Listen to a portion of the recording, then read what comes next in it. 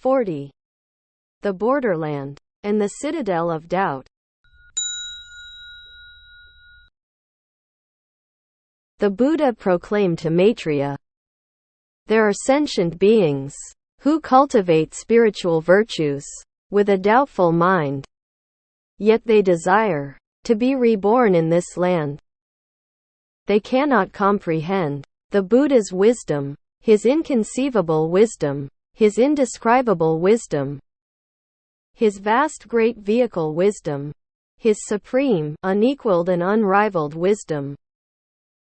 In this wisdom they have doubts and little faith, yet they believe in punishment and reward, so they cultivate virtuous roots and wish to be reborn in this land.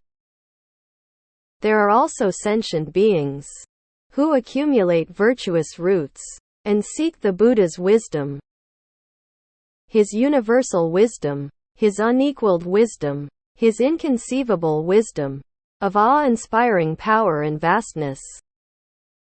But regarding their own virtuous roots, they cannot generate faith, so, regarding rebirth in the Pure Land, their determination wavers, for they have nothing to solely rely upon. Yet with the practice of unceasing Buddha mindfulness formed as the root of their virtuous desire, they can go on to attain rebirth.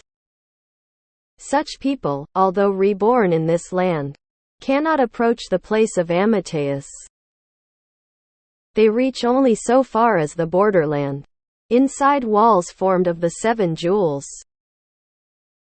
This is not the Buddha's doing, but the consequence of their own conduct and their mind's orientation. There are also those who spontaneously acquire a body within a lotus flower, in a pond of jewels. The food and drink they enjoy can be compared with what is enjoyed in the Trayastrimsa heaven. Within these walls, they cannot leave. Their dwellings are rooted to the ground. They cannot make them larger at will. For 500 years, they cannot see the Buddha or hear the Dharma, nor can they see the Bodhisattvas, Sravakas, and nobles of the Samgha. They are not illuminated in wisdom, and their knowledge of the sutras is slim. Their hearts are closed to understanding, and their minds experience no joy. For this reason, those who exist here are called the womb-born.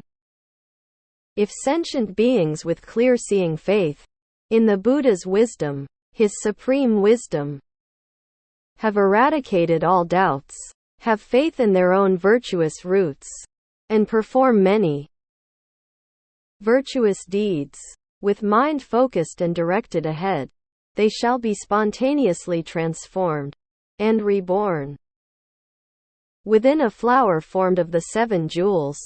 There they shall sit in the lotus position, and in a mere instant their bodies shall become radiant with wisdom and virtue, like bodhisattvas, perfect and complete.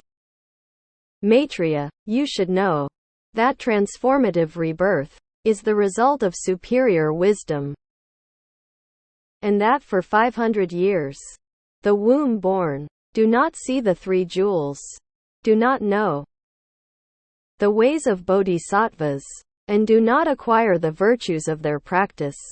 Thus they have no way of serving Amitayus Buddha. You should know that this is because, in past lives, they lacked wisdom and harbored doubts.